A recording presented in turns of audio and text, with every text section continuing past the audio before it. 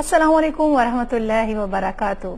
تاسو ګورئ خیبر نیوز او زم طیبه اول به نظر اچو په سر خبرونو.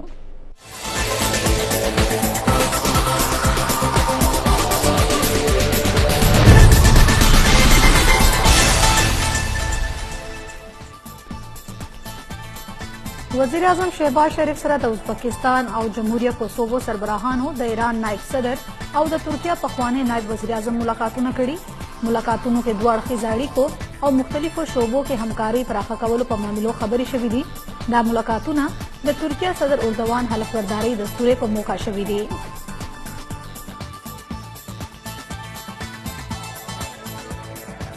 وزیر اعظم شهباز شریف د ترکیه سرمایه‌کارو، کارخانه‌دارو او د کمپنیو مشرانو په شمول مهم کاروباري شخصیاتو سره ملاقاتونه کړي او دوی له پاکستان کې د سرمایه‌کاري بلنه ورکړې. ملاقاتونو پر مهال وزیر اعظم ویلي چې پاکستان او ترکیه د تاریخي ورورولۍ ملګرتیا نه فایده اوچتول غواړي. پاکستان غیر ملکي سرمایه‌کارانو ته خصوصي سہولیات ورکوي.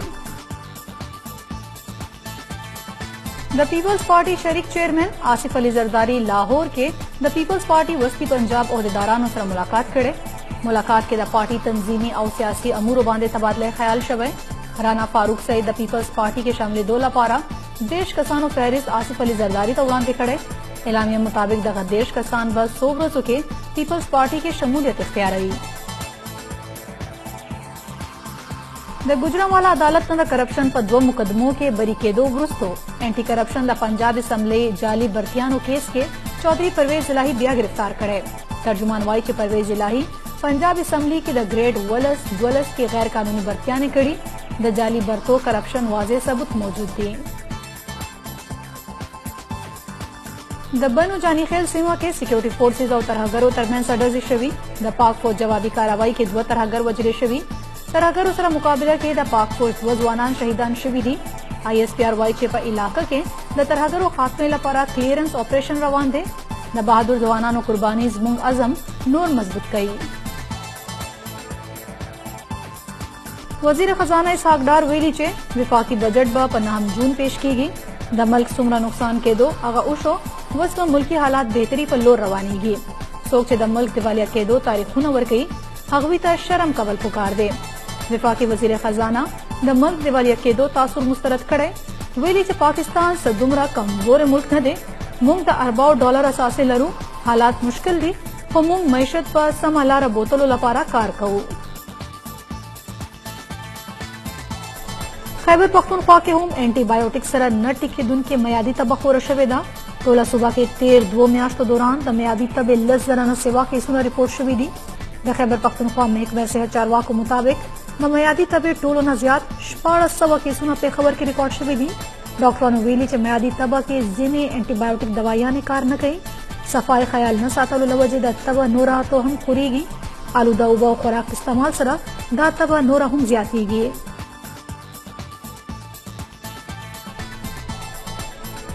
د تحریک انصاف 2 نورو سینیټرانو د 9 مئی واقعاتو غندنه کړې ده. سینیټر محسن عزیز او سینیټر فوزیه راشد ویلي چې دا قسمه واقعاتو مقصد فوج کمزوري کول دی. موږ سخت مذمت کوو. پکار ده چې جلاو گھیراو او لوټمار کې تکړ کسانو ته دې سزا ورکړي شي.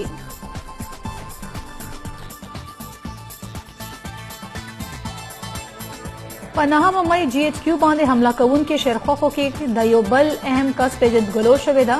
د شیرخوخو مشر نوم عاطف محمود قریشي دی چې د ریاست خلاف نارو او توڑ پھوڑ کې مهم کردار لوبولی دی. ویل کېږي چې ملزم د PTI نائب صدر او د پنډۍ اوسیدونکی دی.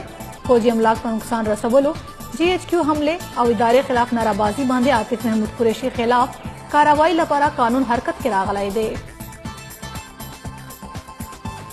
د لاهور ترهګرۍ مخنیوي خصوصي عدالت جنا هاوس حمله مقدمه کې PTI ډاکټر یاسمین راشد بری کړې ده. پولیسو ډاکټر یاسمین راشد عدالت کې پیش کړې وه او د مزید جسماني ریمانډ استدعا کړې وه. عدالت د پولیسو استدعا رد کړې او یاسمین راشد جنا هاوس حمله کیس نه بری کړې ده. مردان کې 9 مئی باندې احتجاج دوران سرکاري املاکو ته نقصان رسولو په تور کې د تعلیم او صحت محکمو په شمول د نورو څانګو 60 ملازمین برطرف کړي شوي دي. گرفتار او عدم گرفتار سرکاري ملازمین د ثبوتونو وروسته برطرف کړي شوي دي. چې پکې د تعلیم، TMA، سپورټس، اوقاف او د بلدیاتي ادارو کارکوونکي شامل دي. افغانستان او ایران په پوله د شخړې معامله.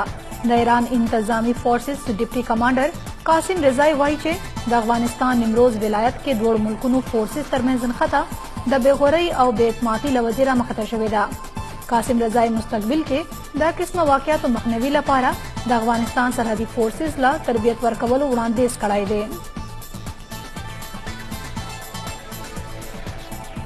د بارانونو سلسله ختمېدو وروسته لمر خپل زور ښودل شروع کړی دی. مختلف ښارونو کې درجه حرارت کې اضافه شوې. اوس درجه حرارت 10 ډیګري سنټیګریډ ته رسېدلی دی. موسمیاتو محکمې راتلونکي څو ورځو کې د ګرمۍ شدت د زیاتېدو خبرداري ورکړې ده.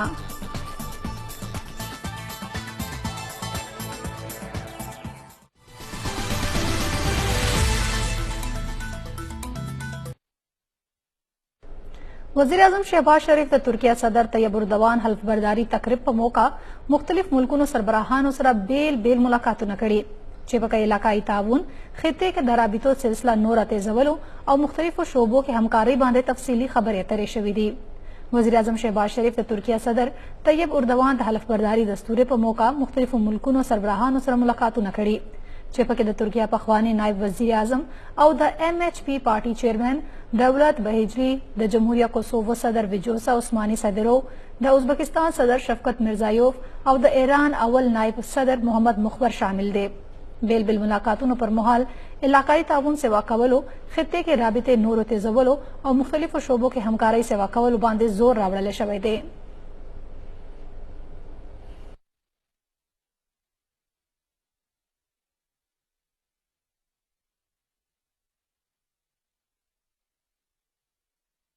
وزیر اعظم شهباز شریف د ترکیه لوی سرمایه‌کارانو، صنعتکارانو، ادارو او د کمپنو مشرانو په شمول اهم کاروباري شخصیاتو سره ملاقاتونه کړي دي او د ترک کمپنو ته پاکستان کې د سرمایه‌کاري او مشترکه منصوبو کې برخه اخیستو بلنه ورکړې ده.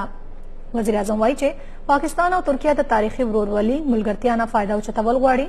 پاکستان غیر ملکی سرمایه‌کارانو ته خصوصي سہولیات ورکوي. وزیر اعظم شهباز شریف ترکیه کې د مختلفو شخصیاتو سره ملاقاتونو کې د توانایي متبادل، بالخصوص شمسي توانایي، تعمیرات، انفراسټرکچر، ترانسپورت او سالډ ویسټ مینجمنټ شعبو کې په شریکه منصوبو خبرې اترې کړې دي. وزیر اعظم ویلي چې پاکستان او ترکیه د تاریخي ورورولۍ، ملګرتیا نه فایده اوچتول غواړي. پاکستان غیر ملکی سرمایه‌کارانو ته خصوصي سہولیات ورکوي. وزیر اعظم د کوکاکولا CCI چیف سټریټجی آفیس CEO کریم یاهی او وتیلا یرلیکایات سره هم ملاقاتونه کړي دي.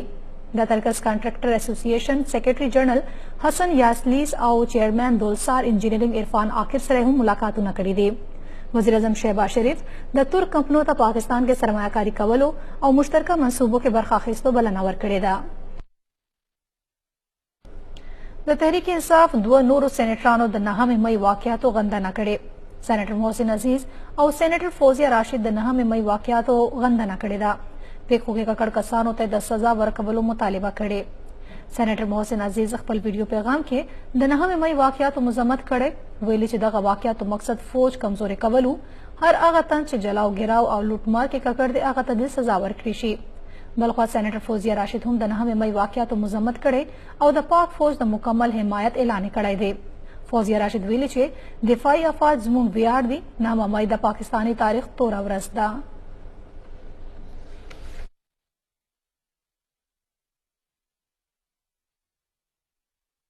د ګوجرانوالا عدالت نه د کرپشن په 2 مقدمو کې بری کېدو وروسته انټي کرپشن د پنجاب اسمبلی جعلي برتیانو کیس کې چودھری پرویز الہی بیا گرفتار کړی. ترجمان وایي چې پرویز الہی پنجاب اسمبلی کې د ګریډ 12 غیر قانوني برتیانې کړي. د جعلي برتو کرپشن واضح ثبوت موجود دي. د انټي کرپشن ترجمان تر مخه د پنجاب اسمبلی کې جعلي برتیانو په کیس کې چودھری پرویز الہی گرفتار کړی شوی دی. چودھری پرویز الہی پنجاب اسمبلی کې ګریډ 12 غیر قانوني برتیانې کړي دي. ترجمان وویل چې پنجاب اسمبلی کې فیل شوو امیدوارانو ریکارډ کې رد بدل کولو سره برتیانې کړي شوي دي. د برتیانو په عمل کې غپلو لپاره جعلي ټیسټینګ سروسز خدمات اخیستل شوي وو. انټي کرپشن ترجمان زیاته کړې چې انکوایري کې پنجاب اسمبلی کې جعلي برتیانې ثابت شوي دي. د جعلي برتو کرپشن واضح ثبوت موجود دي. تر دې وړاندې ګوجرانوالا عدالت د کرپشن 2 مقدمو کې د چौधरी پرویز الهي بری کولو حکم ورکړی و.